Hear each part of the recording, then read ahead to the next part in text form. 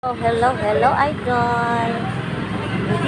Andito ako sa terminal para Samar.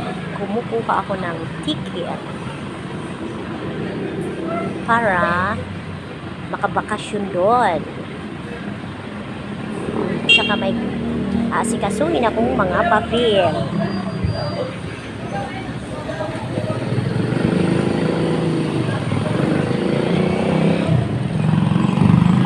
Hello, hello, hello. Nagpa-reserve lang po ako kasi palagi puno ang van. Hello, hello. O, diba? Diba? Makakauwi ako sa Samar. Bye-bye. Pakishare naman ang live ko ngayon. Love you mga idol.